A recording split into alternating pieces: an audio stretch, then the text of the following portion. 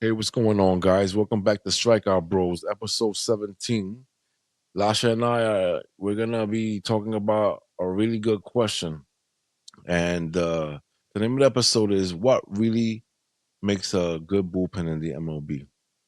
So the other day, a good friend of ours asked me, what do I think makes a good bullpen? And I was like, damn, that's a really good question, because there's a lot of ways to go about it, Do you go with the hot hand? Do you go with, do you have a structure or system in play? Every team goes about it a completely different way, and it's very important for a manager and a pitching coach to have a really good system in play because, if you go into a 4-game series and your starter blows it in the first 3 innings, you have to figure out what you're going to do because it's going to be a long series and you don't want your bullpen to implode and you don't want this opposing team to see these relievers multiple times in a series because they catch on and it changes the outcome of the game. What's going on, Lash? How's it going today, bro? Hey man, I'm well, man. This is a good topic. I can't believe we're just about 2 weeks away from the halfway point of the season. It's gone by fast, but this is a definitely interesting topic. I was listening to a sports talk show that I listened to. That's a New York-based sports talk show host, and they were talking about that. He was talking about the bullpens and stuff and their issues. So I kind of made me think of, oh, this is perfect for this podcast we're doing. So we'll rehash that later in the show. Yeah, it's gonna be a good topic. I think that it's something that needs to be spoken about, and we're gonna have fun with this one because we're pretty much going off the cuff. I have my ideas of what I think a really good pooping, needs and succeed anyway. But it's just an opinion based show today.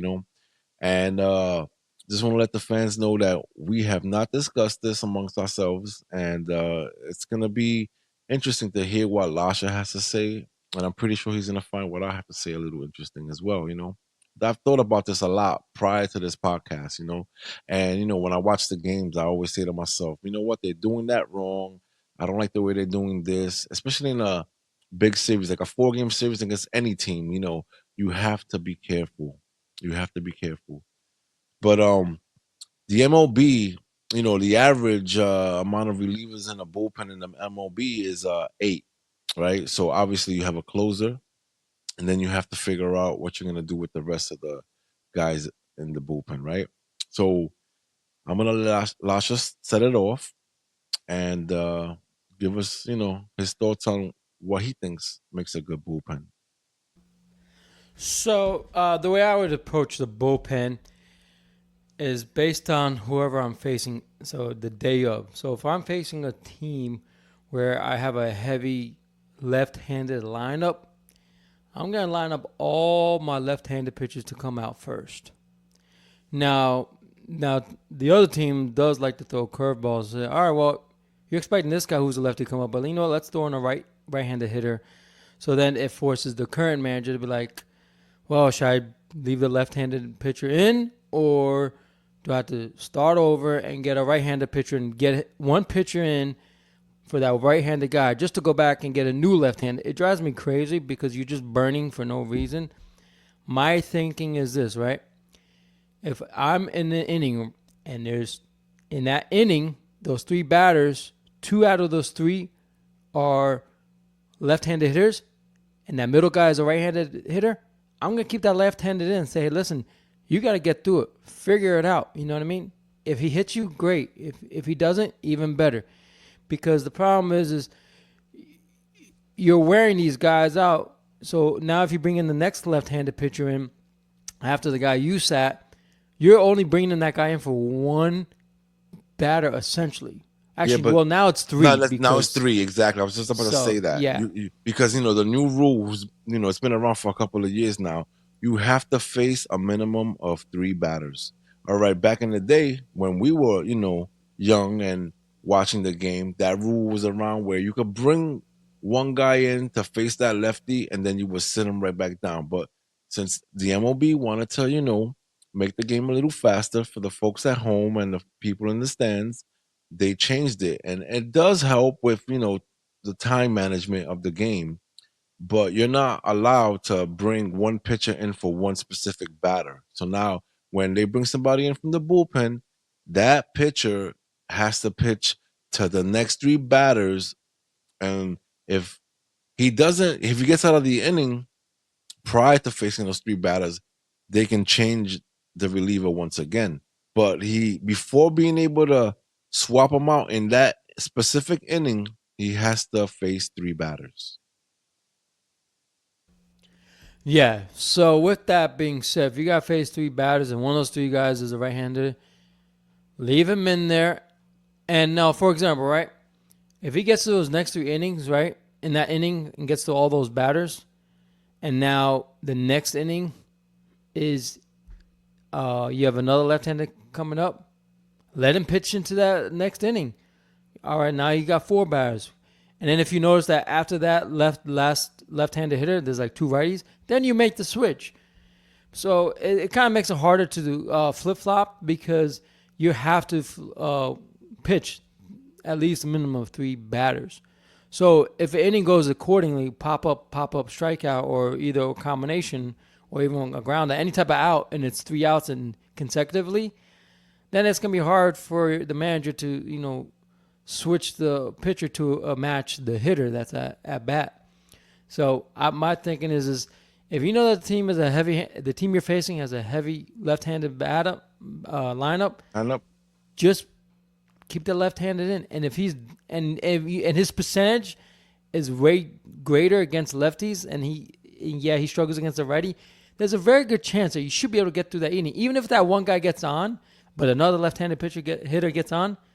You're gonna get out of the inning most likely because he knows how to do well against left-handed hitters. It just So makes all right, sense. It makes sense. yeah. So you'll take the risk and say, all right, well, you just hope because the goal is this, right? When you bring in a left-handed pitcher to face a left-handed batter, you as the manager are saying, I know your strength is against left-handed hitters. I'm entrusting and I'm hoping that you can get these two out of these left-handed guys out of the lineup in that inning. If that does not go accordingly, then then you have to decide, okay, well, those two left-handed guys got on.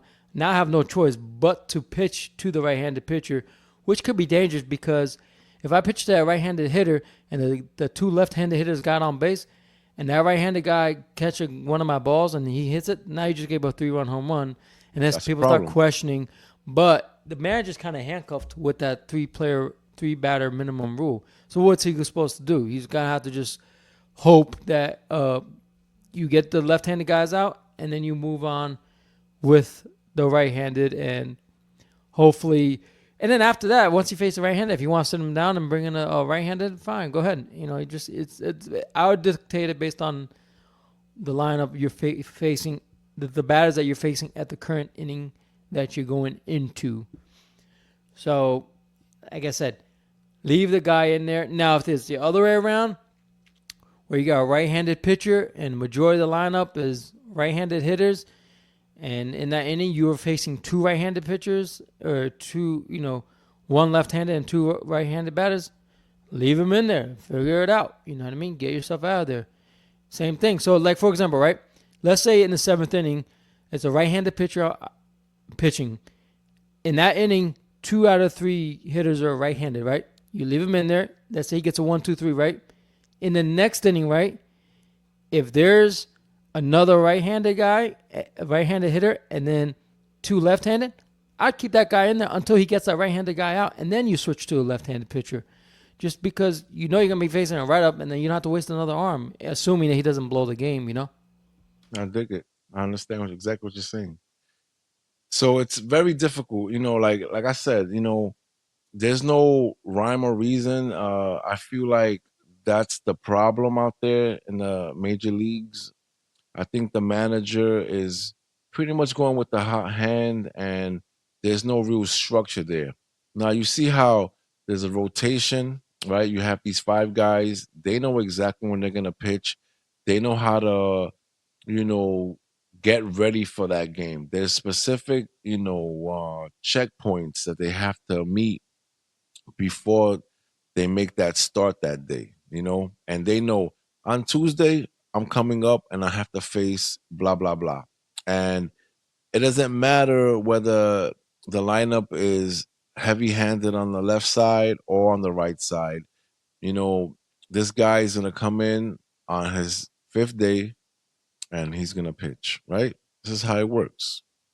Now, when it comes to the bullpen, like I said, there's 8 average pitchers in the bullpen for all Major League Baseball teams. So obviously we have a closer. So I'm gonna have 3 middle relievers, right? So that's 4 now. And out of those 3 middle relievers, I'm gonna have a lefty in there. Now, these are the guys that should know that they're coming into a game if the pitcher faults. Okay, so if our, you know, third starter in the rotation can't go 6 innings, all right, and I'll give you that example, 6 innings, because this is my structure and this is how I would set up my bullpen. And the reason why I'm setting it up this way is because I want these guys to be able to prepare mentally and physically for what's going to happen. And even if they don't have to pitch that day because the starter was able to go 6 innings, right? I want to have a bridge. And this is how it works. Now, if my starter gets lit up for 5 runs in the third inning, then I want one of those 3 middle relievers to know that they're coming in. So if I'm looking at the opposing lineup and I know that they're heavy on the left side for that day, then I know for a fact that I'm going to tell my lefty middle reliever that if things don't work well for the starter, he will definitely be coming in. So mentally and physically, he can prepare himself. All right. Because sometimes I feel like, these pitchers are sitting in the bullpen, they're hoping that everything goes well for their team because they want to win too. They're a very important piece of the puzzle. And, they're sitting there, they're rooting for their team. They're not even really connected to the team because they sit in a completely different area from the whole team. And I think that's bad too. But that's another podcast. That's for another day. I just feel like these guys should be in the you know in the dugout with the rest of the team so they can root and build chemistry and do all those things and talk about what's happening and what guys are able and not able to hit. You understand what I'm saying? So they can communicate because communication is a big key. I don't know if you notice, when you watch your baseball team, you see, the best stars on the team are always communicating to the rest of the guys coming up after them when it comes to like either striking out or getting a big hit against a pitcher from the opposing team. I see Lindor doing it all the time. I see JD Martinez doing it all the time. These are the things that are going to help you excel in a baseball game. So now I have 3 middle relievers, right? One of them is going to be a lefty, and they're going to know prior to this game start that they're going to be coming up if things fail, you know, especially if it happens prior to the 6th inning. Okay, so these guys are going to know that they're going coming into the game, they're going to be physically and mentally prepared for it. All right. So now if the opposing team's lineup is heavy on the right side, then obviously I'm going to bring my righty in there. Now, if my righty mid reliever plays on a Monday, he will not play again on Tuesday. He will not be available on Tuesday. And this is why I have 3 middle relievers, just in case things don't they go south. So if they're heavy on the left side and things go south, then guess what? That lefty middle reliever is gonna come in. And this is all prior to the 6th inning. Now, after I don't care. Let me explain something to you. I don't care if my starting pitcher is, you know, low on the ball count and has 70, 60 pitches and he mowed down the rotation, the lineup multiple times. He's out after that sixth inning because I want to save him. Okay. I don't care if he's throwing a no hitter. I'm going to save him because, analytics always show that after a third time around, they're going to they're going to start hitting you. It just makes sense because they're seeing you over and over again and they're watching you pitch. So after three times, through the lineup, they're going to figure it out. That's what I'm trying to explain to you. So I have two seventh inning guys. One is going to be a lefty, one is going to be a righty, and I'm going to alternate them. And like I said, if they're heavy on the left side, the lefty comes in first. And if he pitches on a Monday, then guess what? That righty's gonna have to come in the next day. Unless it's a pivotal game and we're in the playoffs and this guy's like, give me the ball, I'm ready. That's a different story. But I'm gonna alternate those guys as well. All right. So this way the opposing team can't get comfortable and can't say, we saw this guy last night, we know what he's coming with. They won't be able to say that. They won't be able to say that because I'm gonna switch it up on them. So I'm gonna have a seventh, eighth, and I'm gonna have my closer come in if need be. I'm gonna have him come in. So I have two seventh inning guys that are gonna bridge the gap, right? And it's gonna be one lefty and one righty. And then I'm gonna have two setup guys in the F inning, right? One is going to be lefty, one is going to be righty. And I'm going to do the same thing with them. If you saw him on a Monday, you're not going to see him on a Tuesday. And I'm going to alternate these guys. So now, not only that, these guys are going to know that they're coming up to a pitch. They're going to be able to prepare themselves physically and mentally. And then, of course, I have my closer in those situations where the game is, close. And then he's going to come in and he's going to handle his business. But I'm not going to bring my closer in the eighth inning. I'm not going to do any of that to get 4 outs, 5 outs. I'm not going to do that because I set myself up. If I have eight guys, I have three middle relievers. One of them is a lefty. I have a seventh inning guy, one lefty, one righty. I have my setup guys. I have a lefty and a righty, and I have my closer. Those are my eight guys. And I'm going to alternate them, and I'm going to let them know before this game starts what the plan is. So this way they can prepare for it mentally. I think that's a very big, important part of the puzzle. And this is how I'm going to win games. And I'm not going to allow this opposing team to see the same guys night after night, especially in a 4 game series. The Mets just finished playing the Washington Nationals over 4 games in a series in Washington, D.C. And it was crazy because you can tell that the bullpen is tired and you could tell that there was no structure there. And it hurt us. We ended up splitting the series. We won the first two, we lost the last two. And I think this is a reason why. All right. Yeah, we lost, a lot of important pieces in the bullpen this year. They're gone and they need Tommy John. So we're not going to be able to see them, and we need to figure it out. But this is why I think this is a really good, it's an important episode because it's something that needs to be spoken about. And that question that our friend brought up it's interesting, and I like it.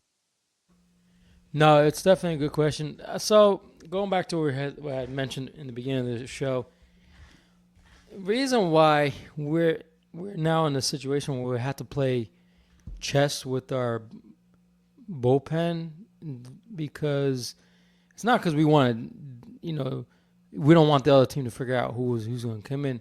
It's because a lot of these pitchers today, they're not like strikeout pitchers anymore. You don't have a lot of these pitchers that come in, they're ground ball, either they're ground ball pitchers or they fly ball pitchers. Meaning most of their outs either by a fly out or a ground out. There's no more, when Mariano came in or Francisco Rodriguez, former Met Angel, when those guys came in, even Trevor Hoffman, you weren't going to have to go set up another pitcher because he was going to close them out. And even the middle relief guys back in the 90s and the early 2000s, you had pitchers that came in and they were lights out, meaning like if you got a hit, it was like a miracle because those guys just knew how to strike you out. Yeah, Today's guys, yeah, they don't do that. And the other thing is a lot of these middle relief guys, they throw hard too. But the problem is you have a really short window. So to get yourself up to where you need to go velocity wise, you only have three. Essentially, you only have three batters that you got to get your velocity way up there, and that's gonna be very hard to do because they're gonna try to come out guns blazing. And the problem with that was when you try to come out guns blazing, you're prone to making a mistake. You're prone to giving up a hit. You're prone to give up a run. Anything happens. So that's the main reason why we are in this situation where we are with the bullpens kind of having to be utilized to 8 pitchers. That's kind of crazy because, like, remember back in the 90s and the 80s, I mean, back in the 90s and early 2000s, most of your starting pitchers went 7 innings. Yeah, So you only have to use your bullpen for 2 innings, eighth and ninth. And at best, you'd be surprised if you got past 4 pitchers. that's an But interesting point. now, Woo! yeah, You said a mouthful. but now because everything is everything is broken down by numbers and stuff, and that's another this is another point why I don't like analytics because analytics takes away that feeling. So everyone they tend to lean towards the numbers. Then like if my guy's freaking throwing out gas and he's striking people out this week, leave it in there. Who cares? Go until he can no longer do it. Then you switch him out. Whatever. Then give him the rest. But don't just take him out because the number said third time in the line. If he's on fire, he's on fire. You know what I mean? Like, do you think of how crazy it would have been if the Mets at the time when they had Francisco Rodriguez, if they took him out, they didn't have to let him pitch the next game because analytics said that he's going to see that lineup 3 times. It's the same 3 lineups in the 3-game series. So if he happened to pitch the first 2 innings to close out the first 2 games in that series, right? And they're gonna be like, "Oh, we're not gonna pitch you now because we're worried you're gonna get slapped around."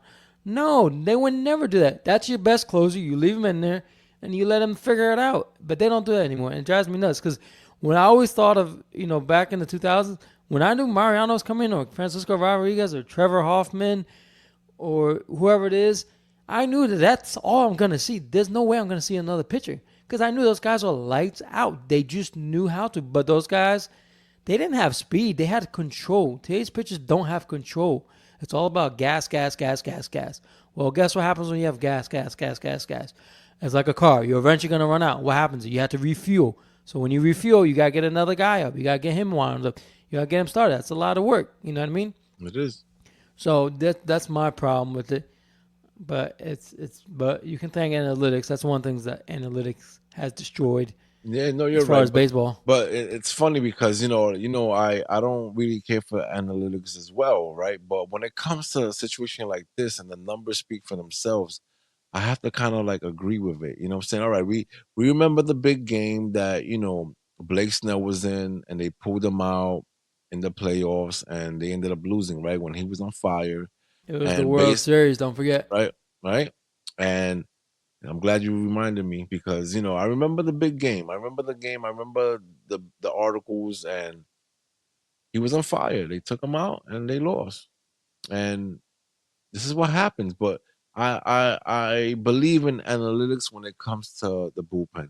I think it's very important when it comes to that. This is the one side of the game that I agree with the analytics. And I totally believe that after a lineup sees you, you know, 3 times, around, things are gonna change. The baseball game is gonna change. They're gonna get used to what you're throwing them. You have to be able to reinvent yourself. All right. Another thing, if I'm the general manager, right, and I have this bullpen, and yeah, all right, 2023, you guys did well. You had a really low ERA combined, 8 guys, and it's like, like I said, they keep them separate from the team when the game is on. So they're their own little team and little island, so they have to, build their own little chemistry, right? They're like a different, side of the team. So I'm gonna force these guys to reinvent themselves on a yearly basis. So I'm gonna ask every single one of these guys to learn a new pitch. You understand what I'm saying? I'm gonna ask these guys to Hmm. reinvent themselves so this way, you know, there's no real looking at the tape. Oh, well, guess what? Yeah, he had those four pitches and now he's throwing a fifth, or he had three pitches and now he's throwing a fourth. So you need to continue to build on what you have. You can't rely on the same pitch every single time you come out of the bullpen. You have to make it interesting. You have to make it harder for the opposing team. So yeah, I'm gonna force these guys because they're on the contract, right? And they work for me. I'm gonna force these guys to learn a new pitch, and I'm gonna really develop these guys and work on that during spring training. I want these guys to come out of there with a pitch that they weren't using at all, or to slow down a pitch or speed up a pitch. Do something completely different from what they were doing the year prior. So this way, it keeps everything interesting and it keeps the bullpen hot. There's a lot of things that I don't see happening. And once you get used to, especially divisional games, all right, you have to understand that we're seeing these same teams multiple times during a year, and these teams get used to these pitches, and they get used to what they're seeing, the speeds, the way the pitch moves, and it makes it a little easier for them to adjust. Okay, so, it's like, when you play, like now we're playing every single team in the league. So obviously, you know, these pitchers are seeing new batters and vice versa. So yeah, the first game of the series is gonna, cause a little bit of a problem for the lineup to, hit the pitcher, right? But then, God forbid, the rotation has a hard start, and then you have to rely on the bullpen, right? And it's the first game of the series, and this team saw three of your bullpen arms in one game. Guess what? It might happen again. Or if you have two teams that are very similar and they're both scrappy and they don't really produce a lot of runs, so it's gonna be a tight game, right? And you're gonna see a lot of relief in the games. Once they get used to the relief, the score is gonna change. The dynamic of the game is gonna change. So this is why I feel like they should reinvent themselves on a yearly basis. This is why I feel like bullpen arms need structure and need to know you're going to be playing today if things go south.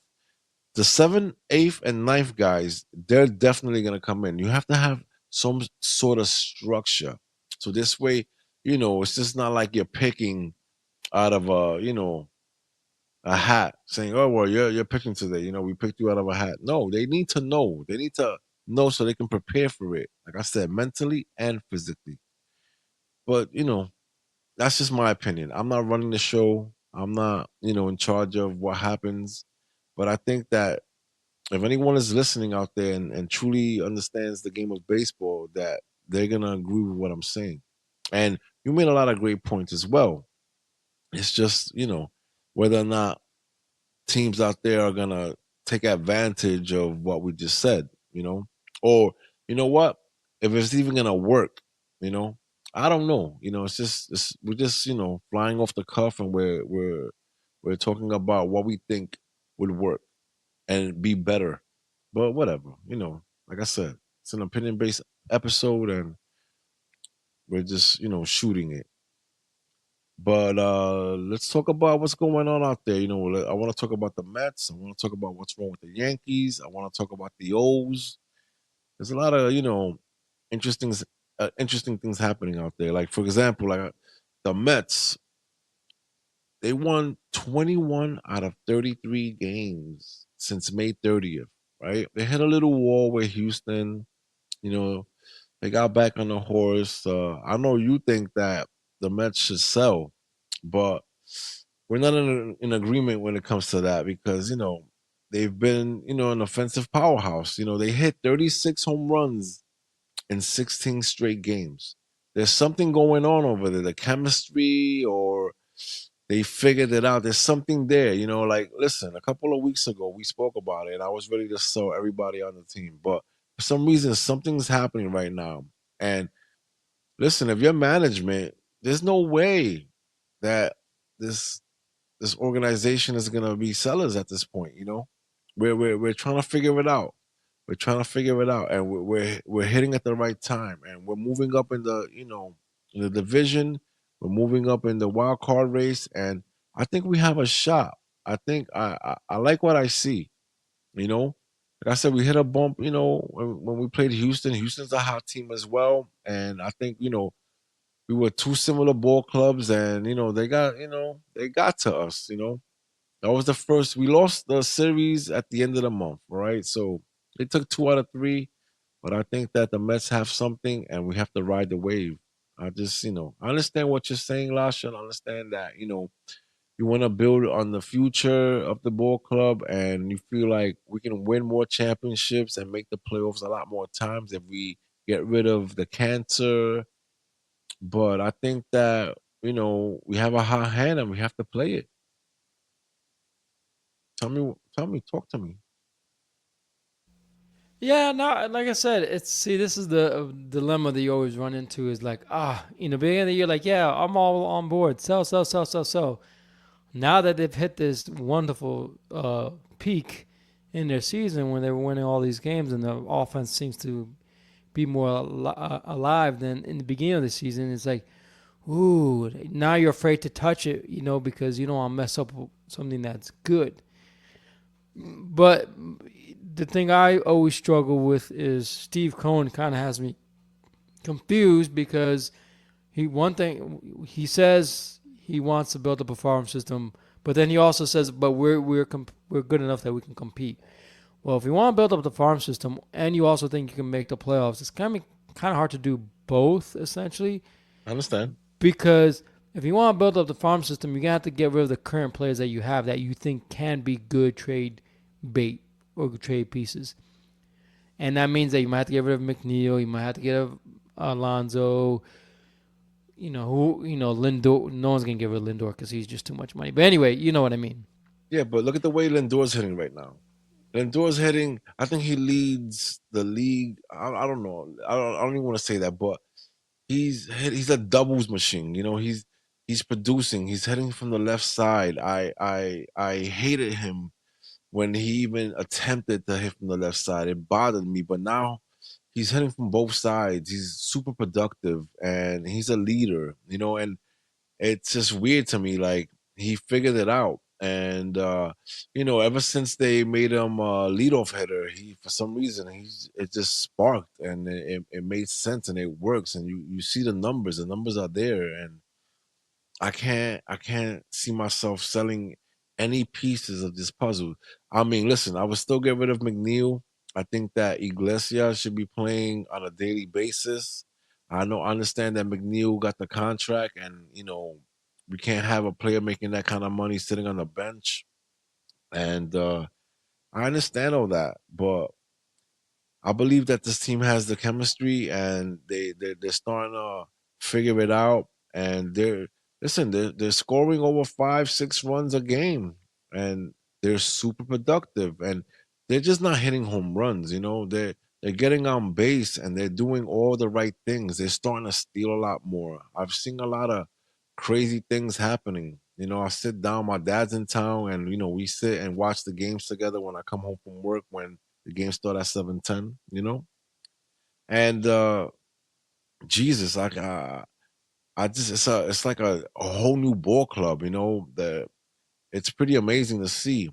Listen, I'm a Met fan. I understand what it entails, right? So the trade deadline is around the corner, and we're playing well now. And then right after the trade deadline hits, we fall apart again. And then we didn't get rid of the pieces that we were supposed to, so we can build on the future. This is what I'm waiting for. We call it the debacle. All the Met fans that I mess with and I talk to on a daily basis, we call it the yearly debacle. Because it's like we started off really well, right after the 0-5, obviously, and then we fell apart. And then I'm like sell, sell, sell, and then all of a sudden our June was like we were the hottest team in baseball in June. All right, now we're in a new month, right, and we're trying to figure it out. We started off the month with Washington. They're a scrappy team. They're fighting as well. They're a young team, so they have great pitching. Their bullpen is kind of suspect, just like ours is at the moment, but they're a scrappy team. They're young. They want to win. right? And it's funny because they won the championship not too long ago, 2019, and it's funny how they were able to like get back on the horse really really fast. And this is something the Mets can't do because we depleted our farm system and we had all these problems. But Washington is a really good team now. I love their pitching. Mackenzie Gore. They have a lot of good youth there, and I think that they're gonna be relevant really soon. Now we were able to split that series. We didn't lose the series; we split the series, right? And then, of course, right after that series, we ended up we lost the last two games of that series, and then we had to, you know, go up against Paul Skeens, who's having an amazing season, and we'll talk about those numbers a little later. But we had to fight him, and we lost three in a row. Right, we were able to win today. We came back. A three-game skid is pretty bad when you're trying to get into the wild card. Into a wild card race, and there's a lot of good teams out there. St. Louis turned it around, and San Diego's still in the fight. And these are the teams I'm worried about: San Diego and St. Louis. I'm not worried about anybody else. I don't think that if we have to fight to get to the wild card, I think it's gonna be through those two teams. Those two teams are playing really hard right now. But the bullpen is the problem. Like I said, like the relievers are walking way too many hitters, right? And we lost Riley and we lost Smith for the season. So Stearns has to figure out, how to address the bullpen at this point. So you're saying sell, I'm saying buy. So our problem is the bullpen. So we need to figure that out. And we don't know. Diaz came back today, after being banned for 10 games because they found some sticky substance, and I read an article today that he's saying he didn't do anything wrong. He's gonna continue to, set up and come into games the same exact way. So basically you're telling me that you're gonna get banned again because if they find something wrong, you have to fix it. All right. Whether or not you were doing something wrong. All right. It's like, you know, it's your job. So if they're telling you you can't go about it that way anymore and you continue to do the same thing, you're gonna end up getting fired. All right. So we don't know how he's gonna be mentally or physically. So we have to worry about the bullpen. If we want to compete and try to make it to the postseason, Stearns has to worry about how he's going to redevelop this bullpen so we can stay relevant and continue to win games, especially late in games when, you know, the rotation falls apart or whatever it is. But listen, like I said, 21 out of 33 games, I think that's pretty amazing. I'm just saying, you know? You tell me what you think about that. Yeah, no, they're good. As far as the Diaz situation, I don't know what really happened. I think he's frustrated with himself because he's now not having the bounce back year that he was hoping to have. Coming back from Tommy John surgery, he probably realized he lost some No, it velocity. wasn't. It wasn't the Tommy John, brother. It was the knee in The the knee, World that's right, Baseball the ACL. World Baseball Classic. That's Yeah, right, it was ACL. But yeah. either way, he felt like he lost something, so he's trying to get his control back and Mojo his back. Yeah. dominance that he was. And so he it's a good indicator when the pitcher is not arguing with the umpire. Because if that was me, and I know I didn't do it, I'd be screaming for my life, saying, "There's no way, I'm not cheating. You're throwing me out of a game. That's can potentially cost us the game." But he didn't put up a fight. He just said, No, he "Okay, didn't. whatever." Yeah, he So was that's very how. laid back about it. Yeah, even in this post game interview, he's like, "Hey, it's the pitch. The umpires got to do what they got to do. It's about the reputation of the game and all blah blah blah blah blah." So that's basically say, "Yeah, I did it, but whatever. What are you gonna do about it?" But it's what it is. But the thing the Mets need to do is they need to figure out if if if Diaz is not going to be a closer and you want to put him in a different position as a setup, who's going to be a closer now? Do you have to go get somebody? Or can you plug and play different guys and see, hey, let's see if you work. Let's see if this guy works. Let's see if Yeah, that guy and works that's a problem and for me. figure it out. But the problem is none of the guys you have in the bullpen are good candidates. Like, yeah, I would put him in the eighth inning or the ninth inning, whatever, you know what I mean? So It's a tough decision, but the problem is with the Mets is you can't give up on Diaz because you traded for him, so you kind of stuck with him. So you gotta work out the kinks and Yeah, you say, hey, paid them dude, what's too. going on? You And you paid paid them. him big money because You he had paid them a big money. in the three. Well, he's been there what 4 years? How many years has he been there? Yeah, like 3, 4 years already. Yeah, I Yeah, remember in those 4 years, he's had one good season, like one good dominant. season. Yeah, dominant. One good season. The first year he wasn't, he didn't do He so was well. trash.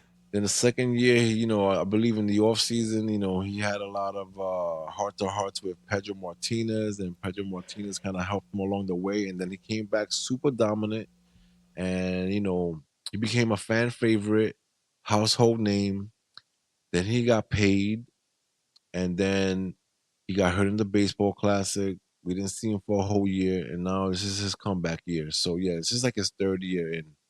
But the problem is that it feels like he's lost confidence in himself, and it's just not working out for him. I don't know if he's still hurt or he came back too early.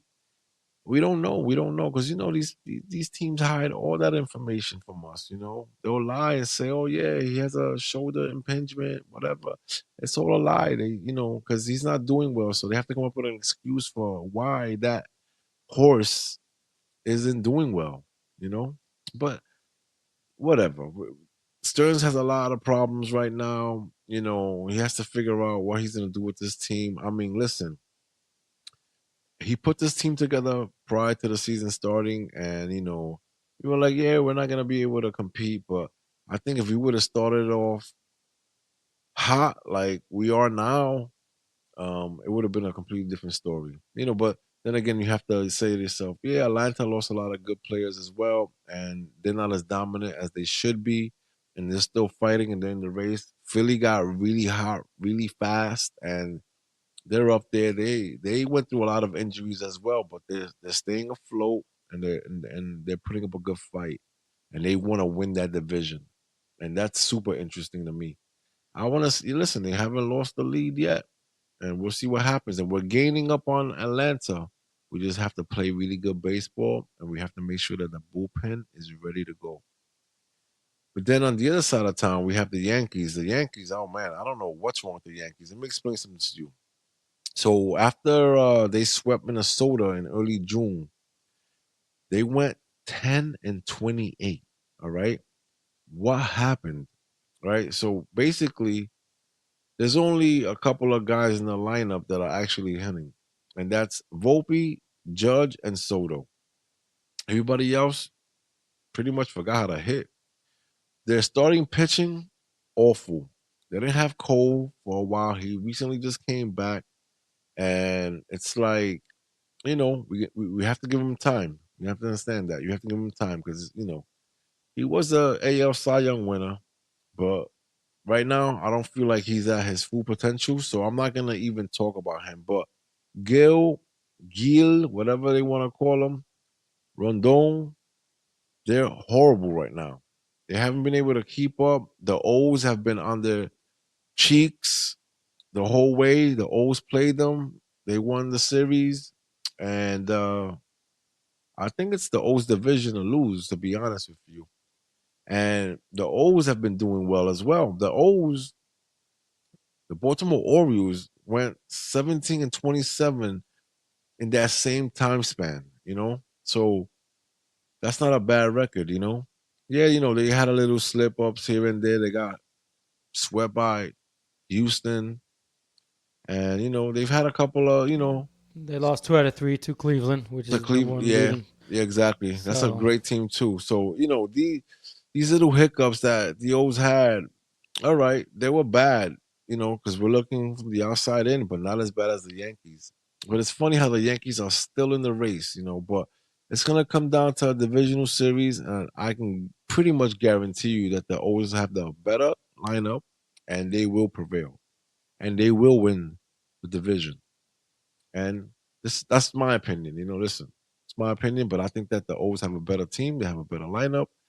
You guys, have a lot of injuries this year as well. You guys lost two starters, I believe, and you guys will figure it out. There's a lot of money over there to play with, and you guys are definitely buyers. And you guys are gonna figure it out. You guys are gonna figure it out.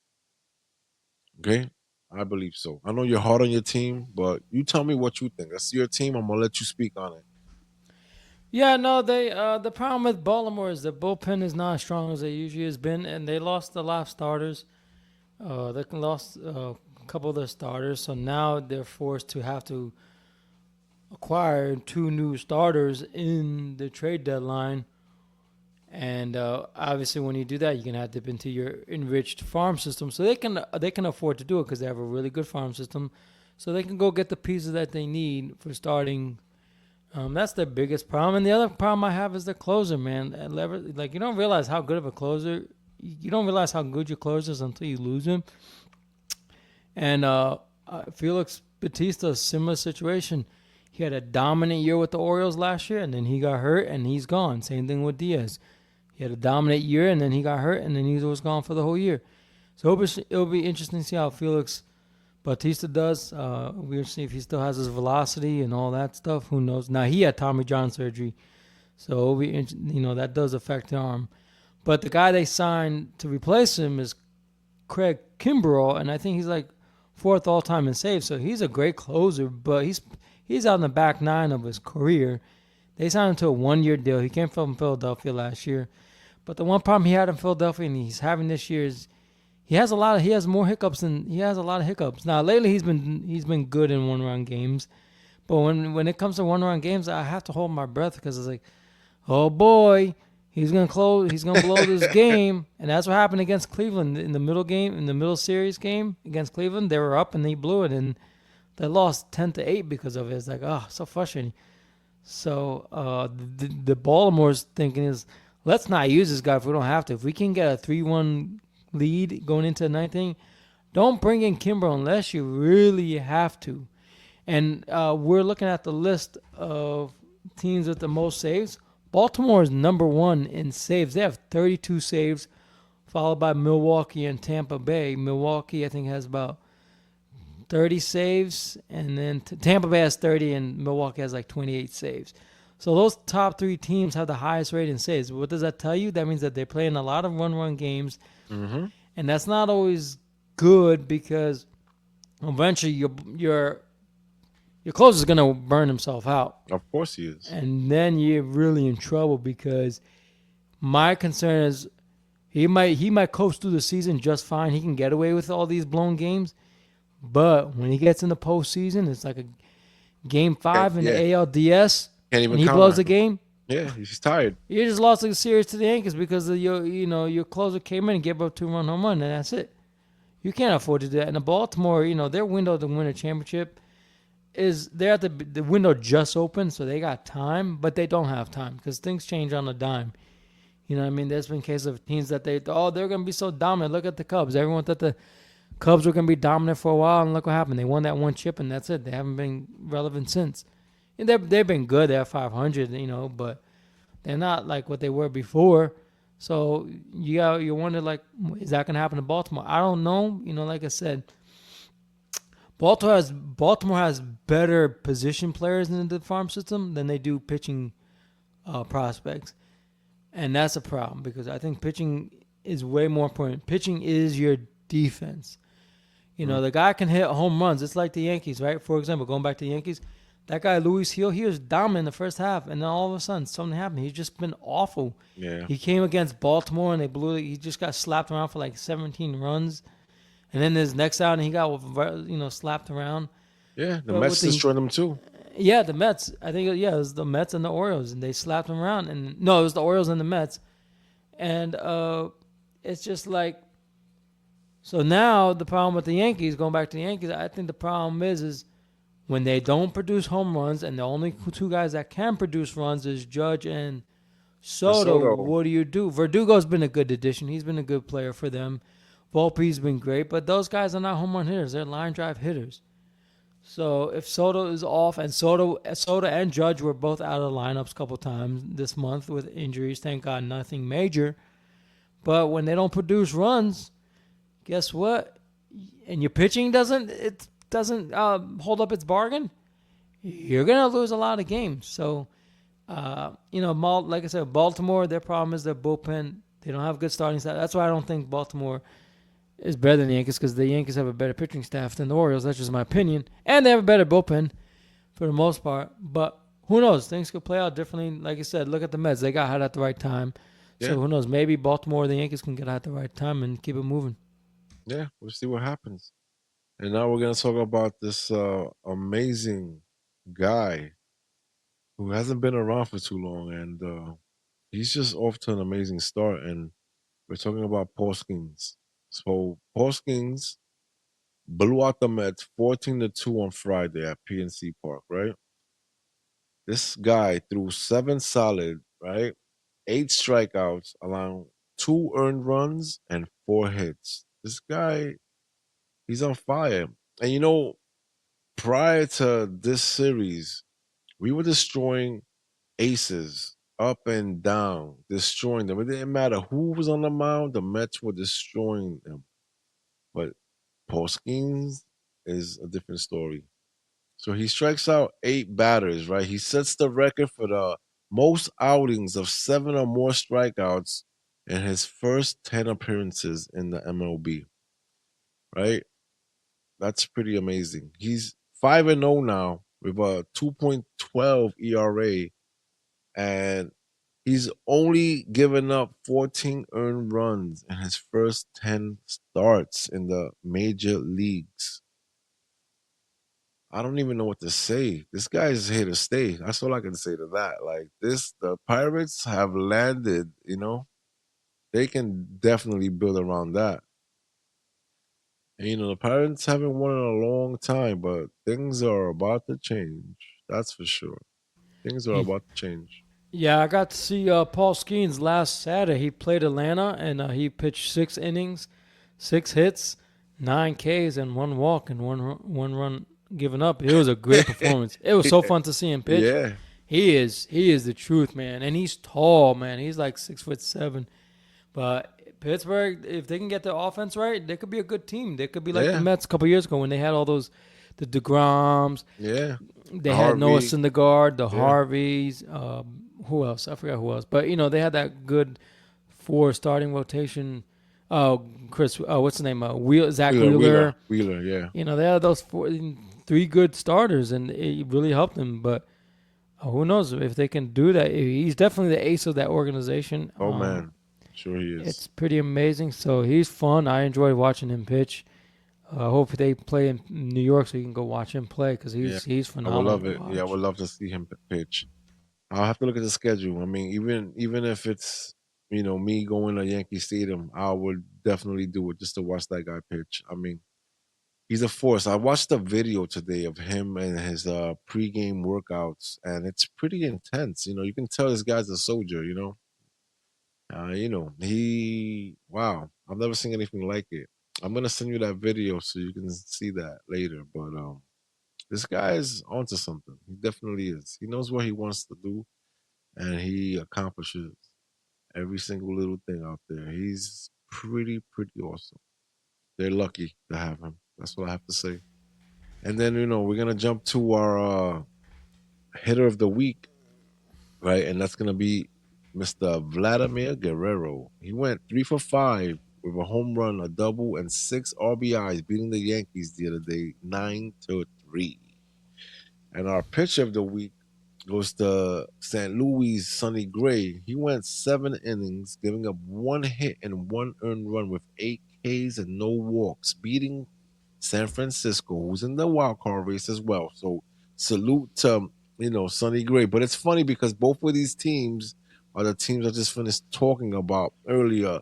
And these are the two teams that the Mets have to worry about because these two teams own the second and third wild card in the National League. But that's how it works. And I have a question for you, obviously, the trivia question of the week. This is gonna be a good one because it's like a very it's easy if you know baseball, but it can go south for you. I don't. So basically, the question is, who are the five best closers in Major League history? I don't want you to mention all five or try to get all five. I just want you to try to get three. All right, and I want you to think about it before you go flying off the cuff because I know You know your baseball, and you're really good at this. And I already know who your first one is gonna be because everybody knows who's number one out there.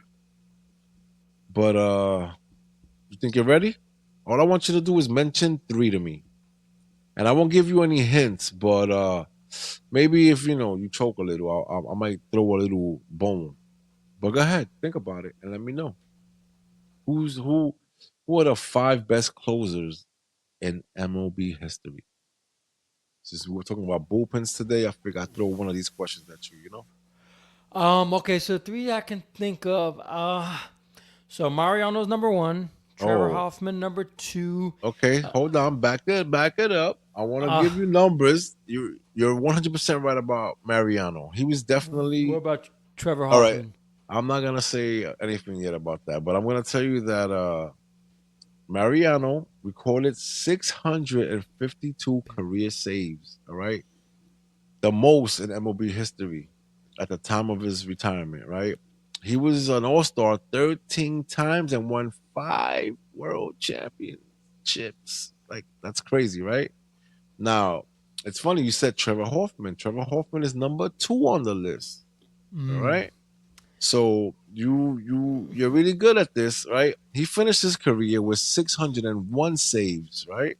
And he was a seven-time All-Star. All right. Now, who was your third? This one I'm just gonna take a wild guess, but I remember he pitched for the Mets and I think the Phillies. But when he did, he was dominant. I think it was the Phillies. I'm gonna go with Billy Wagner. What do you say? Wow, you struck out. Strike one. You need Ah, one more. You need one more. And you know what? the other These guy I could think of is Craig Kimbrell because he's fourth all time. But that's just my other guess. nah, definitely not on the list. So you All right. have that's strike two, brother. Ooh. Let me It's gonna be hard. see. You know what? Because I think this is a Oh, little before Francisco your time. Rodriguez. Strike three, and you're out. So Ah, number three was Raleigh Fingers. You remember Raleigh Fingers? I don't know. but I wasn't born yet. I know you wasn't born yet, but I'm pretty sure you've seen video. This is the guy that had the funny mustache. You know what I'm saying? Remember? I think he played for the Brewers back then. He was Yep. I remember having his baseball cards, and I remember he played for Oakland and Milwaukee, and I remember he recorded he was the first pitcher to ever record 300 saves, right? And he was a seven-time All Star, and he was a three-time World Series champion, which is pretty crazy back in the 70s, man. And he had that handlebar mustache. I definitely remember that. And he was a tall, lanky dude. And now the other guy that you missed out on. This is before your time, but I remember him because I was, I Whitey remember. Ford. I'm No, just no, kidding. Dennis Eckersley was the other guy. Oh, that's I remember that. You Yes, remember that guy, right? Another guy. You know what's funny? He kind of rings a had, bell. yeah, he kind of looks like Raleigh Fingers as well. It's kind of funny, not with the mustache, but it has similarities. It's funny. He played for Oakland as well, and he finished his career with 390 saves, and he was a six-time All Star.